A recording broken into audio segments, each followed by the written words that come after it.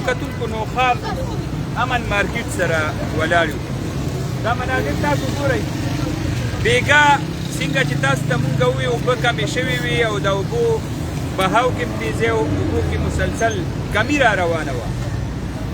سهار نه اچانک د شپې ناوخته ټیم کې سهار ټیم کې اوبو کې مسلسل اضافه شروع شو، تیزۍ سره دا اضافه روانه ده.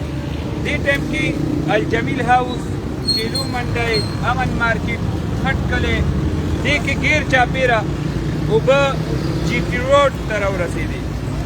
زاخیل، ټرایپورټ، ډي آفیس، هوم اکنامکس کالج او متعلقه دغلته چې هسپتال دی، نور ادارې دي، دفاتر دي، هاوسنګ سکیمونه دي، مکمل زیر آب دي. دلته د چیلو منډی امن مارکیټ دا صورتحال دا ستاسو مخې ته دی او اکرم آباد نثار کورونه دا تاسو مخې ته دی. اوبه په جي ټي روډ باندې دي. انتظامیې طرف نه مسلسل دا اطلاع کیږي چې دا سیوا کیږي او دا اچانک څه ټایم هم ټوپ والی شي، زیاتېدی شي. د دې باره کې مختلف قیاساریانې کېدي. مونږ تاسو ته د انتظامیې د متعلقه ادارو پرفیکټ او ایکچوال چې کوم خبر دی درکو. را روان 15-شپږو ګنټو کې دا سیلابي ریلا دې کې به اچانک اضافه کیږي. دا صورتحال تشویش زیر آب نه وي پرونه پورې، هغه نن زیر آب شوي، نقل مکانیانې شروع شوي. اوس هم پورې مثال علاقو کې خلک په انتظار دي. هغوی ته مونږ دا وایو چې دا تباهۍ انتظار مه کوئ، محفوظ مقاماتو طرف ته وځئ.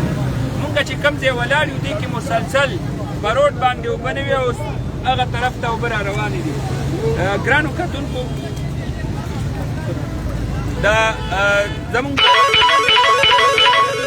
هغه هم دلته موجود دی. ساره راسې مختلف علاقو کې کوریج لګیا دی کوي. دې نه به اورو چې علاقې څه صورتحال دی، سیلابي صورتحال د دوی په نظر کې څه دی.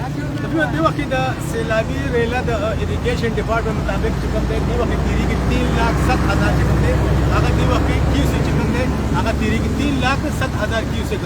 پرون دې وخت چې کوم دی اریګیشن ډپارټمنټ چې کوم دغه رپورټ جاری کړو هغه وی 3 لک پرون مازدیګر 3,69,000 هغه جاری کړو. هغه وی چې دې کمې 70% دغه راغلي 70,000 کمې او هغه چې بل الرټ کم جاری کړی دی نو هغه وی چې آینده د 4 غنټو نه یعنی 12 بجو نه وروسته 2 بجو پورې چې کوم دی سواد چې کوم ریلا روانه ده د هغې دغه بهاو چې کوم دی هغه 1,30,000 پورې دغه دی 1,30,000 دغه کې دغه لکه مطلب زیاتېدی شي. دې وخت چې موږ ګورو د کابل چې کوم دی هغه مسلسل په چپاو باندې روان دی. هغې ته نجي علاقې چې کوم پرون چې کوم زیر آب راغلي دي هغه د هغې کې نور په دستورو ماغه شان په ولاړې دي.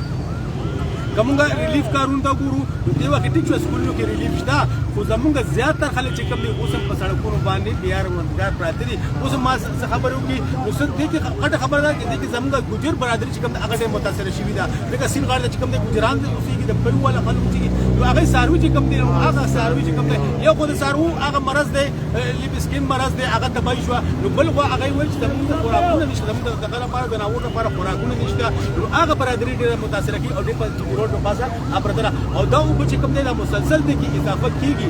نو دا صورتحال دی. ګرانو کتونکو صورتحال تشویشناک دی، مصیبت پسې مصیبت او سیلاب کې اضافه او دا پرون په نسبت ننني سیلاب کې چپاو موجونه زیات دي چې کوم په ټوله صوبه کې او په ټول پاکستان کې ډېره لویه تباهي کړې ده، ډېره لویه بربادي کړې ده.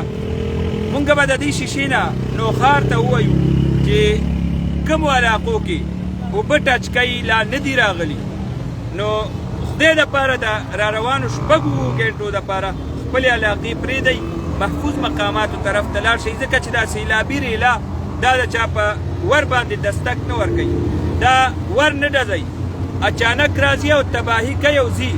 نو د رستو افسوس نه، د رستو چغو نه، د رستو فریاد نه په وخت احتیاط دا بهتر دی. نور اپډیټ به مزید درکو. فی الحال دا چې کوم صورتحال تاسو سره مو شیر کړو ډېره